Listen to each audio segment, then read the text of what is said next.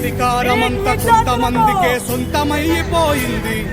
వలసలతో నడిగడ్డ బ్రతుకు ఆగమైపోయింది.